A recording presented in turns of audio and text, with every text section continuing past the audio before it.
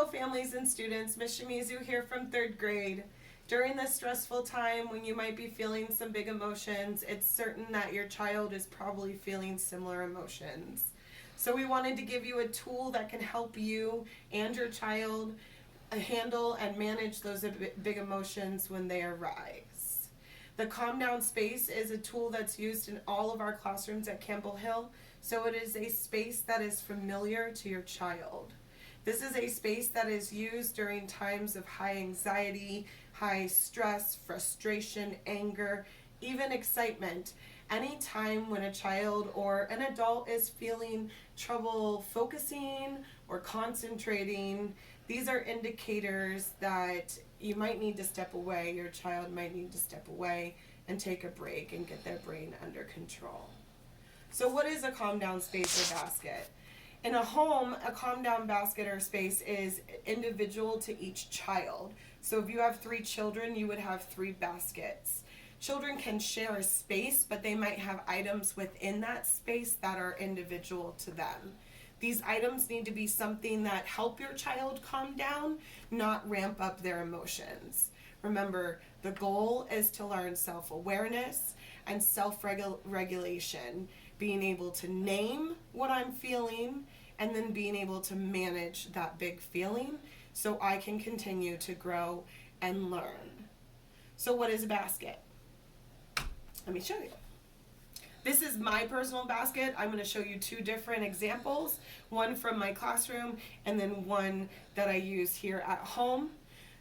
Yes, I use here at home. I'm an adult, but adults still struggle to remember to take 10 deep breaths when their adrenaline is pumping. So think about what your child is feeling without the tools to handle that adrenaline. So inside my basket, I have things that do 2 things. I have things that distract me from my emotions and just kind of help me forget them. And then I have things that help me kind of breathe through my emotions or kind of live through them and feel them and then get over them.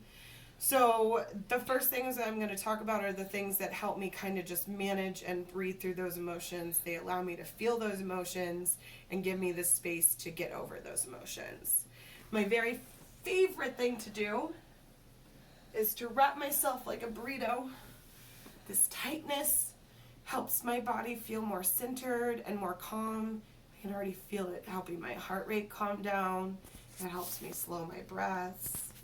So my favorite blanket, your favorite blanket, perfect thing to put in this basket.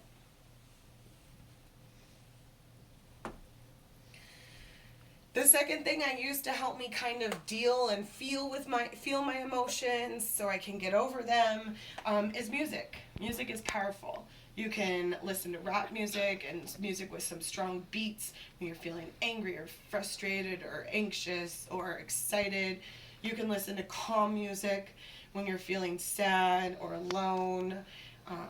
So get your favorite headphones, put it in the basket. You can always connect to something so you can listen to some music privately. Another thing that helps me breathe through my emotions is blowing bubbles. When I don't know or can't remember how to take 10 deep breaths, actually physically blowing bubbles forces me to take 10 deep breaths. Another thing I do to help myself feel my emotions is take a walk. Sometimes just a little bit of fresh air. So I have an empty water bottle in here to help me remember that I can step outside and take a walk and get that fresh air. All right, so now we're going to talk about the things that help me kind of distract myself from my feelings. The first thing I do, and I love to do this, so it's probably the thing I use the most, is color. So here's a coloring page that I'm working on right now. You can see I'm thinking about summer, and my favorite pens that go with it, a coloring book, or even just some blank paper. Your children are extremely artistic. Blank paper and a space to get out their emotions, it might come out in a beautiful piece of artwork.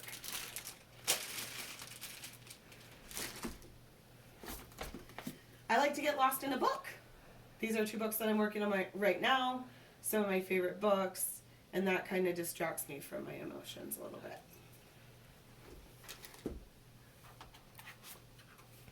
Sometimes I'll journal, and this kind of helps me work through my emotions, what I'm feeling. Sometimes I just scribble because I'm so angry and I just scribble all over the paper. And then another thing that helps me work through my emotions is my Play-Doh. Sometimes I can squeeze it and pinch it. I like the texture of it. It's nice and it helps me kind of work through those emotions. And sometimes I'll build with it and that distracts me from my emotions for a minute. All right, so that's my personal comfort basket. Adults, remember that you can make one too, and it might have similar items to your child, but it might have some items specific to you as an adult that you have learned work really well for you. The point is that we're putting all of this stuff in a centralized space so that when we notice we're feeling flipped, we can do something to manage those emotions. I'll talk more about this symbol later. All right, so this is my classroom calm down basket, and it's got some items that are extremely different, but they can be items that can be in your basket as well. So they have always requested pillows every year that I've taught, and so this we call Mr. Happy. Mr. Happy is used to hug and squeeze and love, but he's also used to punch and pinch and kick when we get angry. So he takes the gamut of emotions for us. We also like to journal in our classroom. Each student in the classroom has an individual journal. I didn't want to show that, so here's an example of a journal that a child might use in the classroom. Sand timers, or just really cool things to watch, help us get distracted from our emotions. And then we have things that help us regulate through those emotions. Squeeze balls, stuffies, nothing like the comfort of a stuffy. Some balls that have some different textures, and this one even lights up, so they shake it and they watch the lights. And then Sound Discipline, which is a partner with Campbell Hill, has some cards online, some free cards that I have given you the link to that have suggestions for handling those big emotions. So I just have cut them up, and the child kind of chooses how they want to use them. Either they go through and they pick the one that they want to use, or they just kind of like pull a random one. And this one says, do the wet dog shake. So they get up and do the wet dog shake. And that helps them get through those emotions. A couple of things that I want to remind you of before we end. The comfort basket or space should be individual to your child, and it should include your child in making it. Remember, it has to work for them. So it can't be the things that you think will work for them.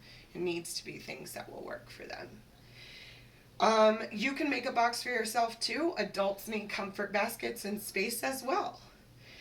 Before you make this basket, I suggest that you have a discussion with your child, do a little bit of brainstorming, kind of give them some examples of things that you use to help calm you down so that they can start thinking about the things that are inside the house to help them calm down.